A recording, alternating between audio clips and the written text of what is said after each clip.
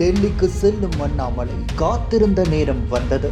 அரசியலில் அதிரடி திருப்பம். தமிழகம் கடந்த பல மாநில இளைஞர்களுக்கு அரசியலில் உத்வேகத்தை கொடுத்தவர் அண்ணாமலை. இவரின் அரசியல் அனுபவம் கண்டு பலரும் ரோல் மாடலாக செயல்பட்டு வருகின்றனர். போலீஸ் அதிகாரியாக இருந்த அண்ணாமலை தமிழக பாஜகவில் 3 வருட மாநில தலைவராக இருந்தார். அந்நேரத்தில் அவரின் செயல்பாடுதான் சிறு குழந்தைகள் முதல் முதியவர்கள் வரை கவனம் பெற்றார். அதன் பிறகு மாநில தலைவர் மாற்றப்பட்ட பிறகும் கூட தமிழக பாஜகவில் தொடர்ந்து பணியாற்றி வந்தார் அண்ணாமலை. அவரது ஆதரவாளர்கள் தேசிய அளவில் அண்ணாமலைக்கு பதவி கிடைக்கும் என எதிர்பார்த்து வந்தனர். ஆனால் தற்பொழுது வரை எந்த பதவியும் வழங்கப்படவில்லை. அப்படி இருந்தும் நடந்து முடிந்த தமிழக சட்டமன்ற தேர்தலில் என்டிஏ கூட்டணி வேட்பாளர்களை ஆதரித்து பிரச்சாரத்தில் ஈடுபட்டார். கேரளாவில் நடந்த பஞ்சாயத்து தேர்தலிலும் பிரச்சாரம் செய்தார். இந்நிலையில் தான் அண்ணாமலைக்கு தற்போது ஆந்திர மாநிலத்தின் மூலம் ராஜ்யசபா எம்பி பதவி பெற வாய்ப்பு உள்ளதாக கூறப்படுகிறது. இது அரசியல் வட்டாரங்களில் பெரிதளவில் கவனம் ஈர்த்துள்ளது.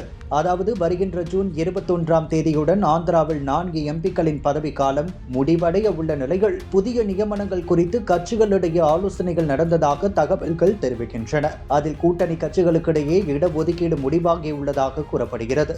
அந்த வகையில் பாஜகவுக்கு 1 இடம், ஜனசேனாவுக்கு 1 இடம், டிடிபிக்கு 2 இடங்கள் ஒதுக்கப்பட்டுள்ளதாக தகவல்கள் வெளியாகியுள்ளன. இந்த ஒதுக்கீட்டில் பாஜகவுக்கு கிடைக்கும் 1 இடத்தில்தான் அண்ணாமலையின் பெயர் முன்னிலையில் உள்ளது. இதனால் அவர் ராஜ்யசபாவுக்கு செல்லும் வாய்ப்பு அதிகரித்துள்ளதாக பார்க்கப்படுகிறது. இதற்கிடையில் மத்திய அரசியல் அமைச்சரவை மாற்றம் விரைவில் நடைபெறலாம் என்ற எதிர்பார்ப்பு நிலவுகிறது. அந்த மாற்றத்தில் புதிய முகங்களுக்கு இடம் வழங்கப்படும் என அரசியல் வட்டாரங்கள் கூறுகின்றன. அதில் அண்ணாமலைக்கும் முக்கிய பொறுப்பு கிடைக்கலாம் எனவும் தகவல்கள் வருகின்றன. மொத்தத்தில் மாநில அரசியலிலிருந்து தேசிய அரசியலுக்கு அண்ணாமலை முன்னேறும் நிலை உருவாகி வருகிறது. ராஜ்யசபா பதவியும் மத்திய அமைச்சரவை வாய்ப்பும் இணைந்து அவருக்கு பெரிய முன்னேற்றமாக பார்க்கப்படுகிறது.